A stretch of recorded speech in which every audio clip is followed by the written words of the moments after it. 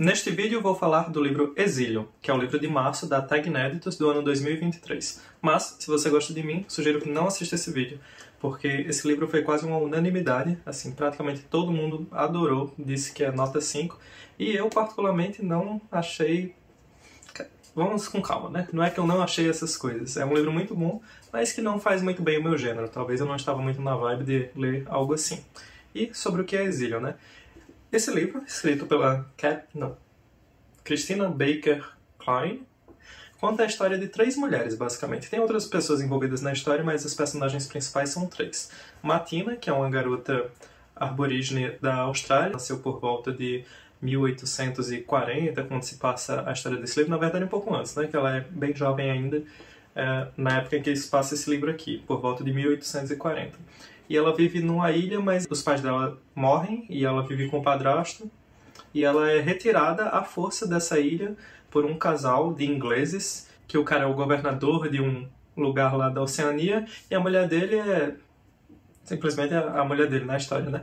Então, esse casal de ingleses retira a Matina da vila onde ela mora, mas para criar como uma espécie de experimento social. Eles querem ver se ela consegue aprender francês e aprender matemática, criar modas, digamos assim, né, com base em toda aquela ideia que eles têm de uma pessoa civilizada, como ela deve se portar. E Matina é uma pessoa muito ligada à terra, à sua própria vila, aos costumes dos aborígenes, que são os habitantes nativos, né, da Austrália, nesse caso. Uma outra pessoa muito importante da história é a Evangeline.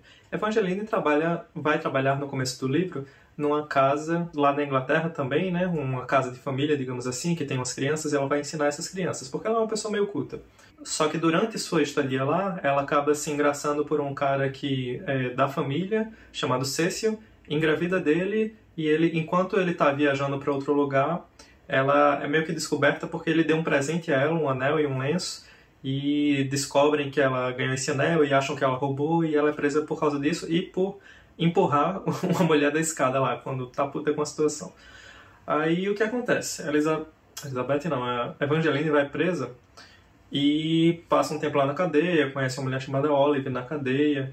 É importante dizer nesse ponto da história que a Christina, que é a autora desse livro, se baseia em fatos reais, assim, na verdade em um contexto histórico real. Ela fez muita pesquisa sobre o Reino Unido nessa época de 1840 por aí, e a Oceania também, para entender como era a vida, principalmente de mulheres, nesse contexto. E principalmente de presas também. Então, quando a Evangeline vai presa, ela fica lá no Reino Unido ainda, esperando uma sentença, e é dada uma sentença a ela de 14 anos, 7 por cada crime, né? Teve o crime de roubar o anel, que ela não roubou, mas ela não teve como se defender.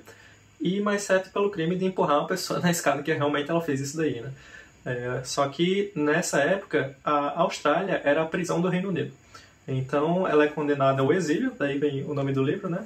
Na Austrália. Pega um navio que dura 4 meses para chegar na Austrália. Só que aí eu tenho uma crítica ao livro, porque aqui atrás tem dizendo assim: grávida do filho de seu empregador e acusada falsamente de um roubo, a jovem Evangeline é condenada ao exílio em uma colônia penal na Austrália. Beleza, tá aí. Durante a perigosa jornada pelos mares, ela faz amizade com uma das outras exiladas, Hazel, vou falar daqui a pouco dela, uma parteira de inteligência peculiar.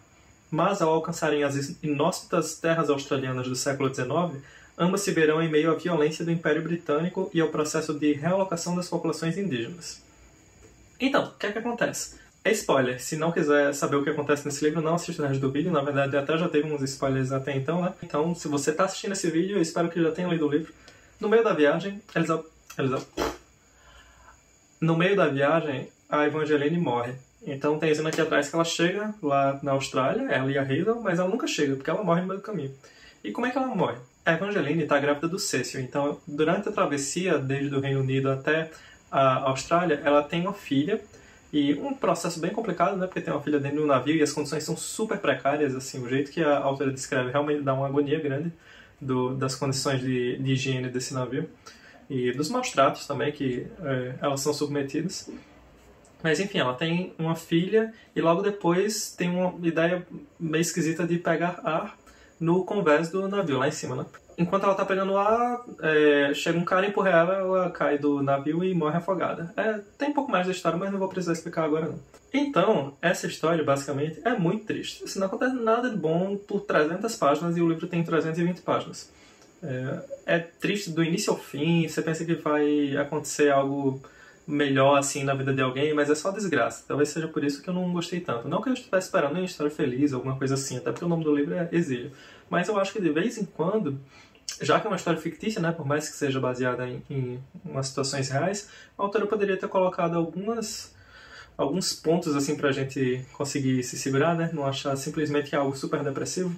Mas, pois bem, nesse momento em que a Evangeline morre, que a Hazel entra mais na história. A Hazel, ela foi presa também, tá seguindo o mesmo exílio para a Austrália, só que ela foi presa por roubar uma colher de prata, alguma coisa assim.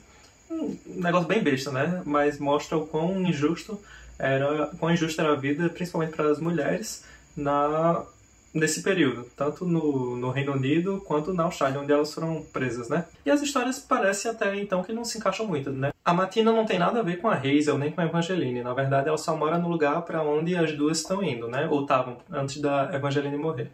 E a Hazel acaba chegando na Austrália, vai para uma prisão, mas como ela fingiu que era mãe da Ruby, a filha da Evangeline, e o doutor que estava no navio acabou entrando nessa mentira e não falou nada, porque ele acabou gostando da Hazel no final das contas, eles permitem que ela tome conta de vez em quando, ou pelo menos a veja de vez em quando, né? Veja a bebezinha, a filha da Evangeline.